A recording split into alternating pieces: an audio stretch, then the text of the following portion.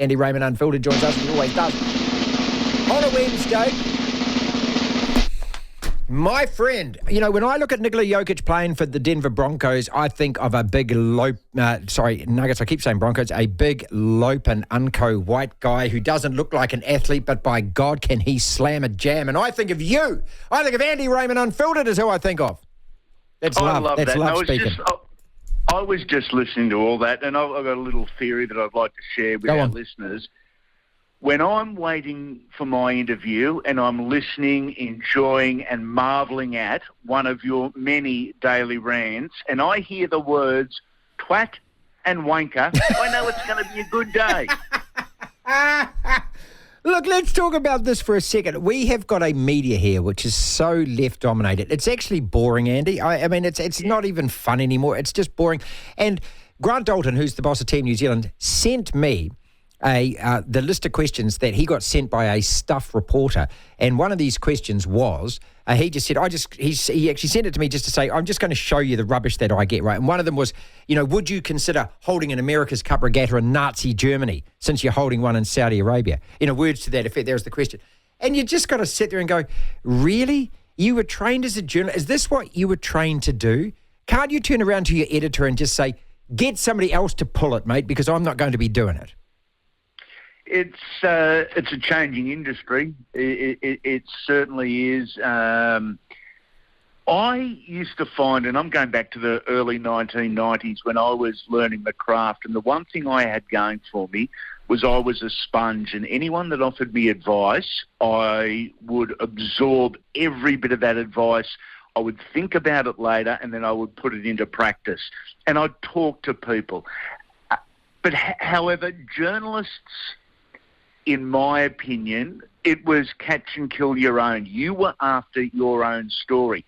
What I see repeatedly, because of who owns what and the big knobs at the end of town, you get teams of journalists from different organisations, be it radio, television or newspaper, teaming up to do certain things to certain people. And it's not how I learnt, mate, but we were all about the exclusive, just for us. And there are still those journalists about, but I think somewhere along the lines, the reason we go out asking for questions as a news journalist is to break news that day, to tell our viewers something new. Something new. That's why they call it news, to tell them something new. Mm-hmm. And I don't think that's the case anymore. No, I think everyone is very simply looking for an extension of the story as opposed to what the story is. And that example you just gave, terrific example, mate. Take it to the Saudis. Hold on, where did Germany enter this, you silly, silly person? Don't ask that question. Find out the real story. Dig a little deeper. Try a little harder. Yeah, look, it's all about the clickbait headlines. I find it embarrassing these days. Look, we have, especially the television journalists, you have pretty girls and even prettier boys, and that is, and they just ask inane questions with no historical perspective. And it is all about a screaming headline. Look at me, so I can put it up on Instagram. And honestly, mate, it is infantile is what it is. Let's talk about the league, though. Origin coming on Wednesday, so we've got the truncated round this round. Big question here in New Zealand, obviously, is with the Warriors coming off the bye, 6-5, playing the Broncos in Napier. Another sellout for the Warriors. That's a couple at Mount Smart already. Look, in 12 or 13 rounds of Super Rugby, they've had one sellout in Christchurch, 17,000-seat stadium. They've had an almost sellout in Hamilton, a 20-something thousand-seat stadium. The NRL at the moment, you know, we'd love to see the TV ratings here in New Zealand because we know it's kicking Super Rugby's butt. But as far as the Warriors go, a lot to process there, but as far as the Warriors go, 6-5 going into the Broncos game, where are we at? We had Andrew Webster on the program yesterday, mate, and you know, we're all feeling happy in Warriors fan land, but I know that for them, they have so much more that they want to achieve. But I'm interested in your thoughts on where the Warriors are at. Where are the Warriors at? It's a terrific question because I honestly believe there's another dozen footy sides in this competition at the moment saying, where are we at? Like, really, where are we at? If I'm being honest, I think the top four top five, so the top five, Panthers, Rabbitohs, Sharks, Broncos, Storm, they're locks for semi-final football, in my opinion. Agreed. But, mate, what that then does, it means the next 12 footy sides are still looking to perform at their best and looking to perform at their most consistent, and maybe they don't have an exact read on where they are. I started the year, along with you, saying the Warriors are a semi-final football side and anything less would be disappointing. I maintain that. They're sitting in 7th position at the moment. They've got the Broncos at a really good time. Not only have they been winning games they would previously lose, but I get the feeling from where I sit, they're learning on the run and they're learning some really big lessons. And I say that because those wins that could have very easily and were losses in years past, they won. So they learned. But they're learning getting the 2 points, which is something they haven't done before. So, mate, I think they're in a really good position. I would reckon they would be looking not so much at brilliant performance at the moment. I would think they'd be resetting for this middle period of the year, looking at individual consistency, doing your job and making sure that you do your job so the guy either side of you on the football field has got confidence in that. You're sitting just below 100% in terms of for and against. When has that ever happened? No, no, crazy, eh? And look, I look at the teams from 9th place down. The Eagles 5-1-5, Titans 5-6, Roosters 5-6, Eels 5-7. Even the Cowboys, who are having, in their terms, a wretched season, getting 66 put on by the Tigers, they're only 5-7. All of these teams are still capable. If you get on a run, to me, it's going to be a little bit like the NFL or the EPL. Whoever wins 3, 4, 5 games in a row, that whole table is going to reshift itself. Mate, I reckon of all those footy sides that you just mentioned, I would doubt any of them will win 4 games in a row for the remainder of the season. Okay. All right. Because I think it's that close.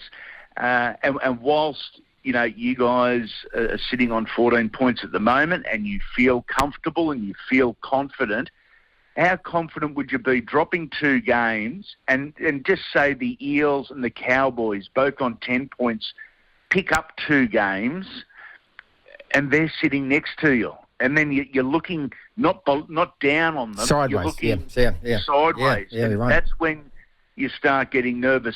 So as we go back to what I said, I think consistency is the key here. Sure, you want the results, but the results will come with the consistency. Andy Raymond Unfiltered with us, ARU. Andy Raymond Unfiltered, that's his handle, that's his podcast, and we'll talk about what's on the pod this week in a few minutes. Origin, mate against mate, state against state. Blokes are crate and ladies are plate. Even though we're not allowed to say that anymore. Obviously, transsexuals, transsexual crate and men who want to be women can bring a plate. How popular is this still, though, mate? Huge. It is absolutely massive, but the NRL's gone and taken the opener to Adelaide. I get it. I'm about expansion. I'm about growing the game. Not at this level. Look, it'd be a cracking trip over to Adelaide for the Origin for the fans, and no doubt plenty of Queenslanders and plenty of New South Welshmen and women will go over, but it doesn't work for me, if I'm being honest, because you can sell out in Sydney and you can sell out in Brisbane. So as a result, I say keep it in Sydney and Brisbane. But that's just me. That might be a little old school. But no, look, I agree with you. I also think reward your fans. It's the same to me as Super Rugby taking the end of this round to Melbourne. Reward your loyal fans who have stayed with you during COVID and everything else and the harsh economic times. Look, I mean, it's all fanciful, isn't it? They want to spread the message. They want to grow the game. We've heard all of this claptrap before, mate. All they're doing is selling to the highest bidder, and obviously Adelaide put their hand up there.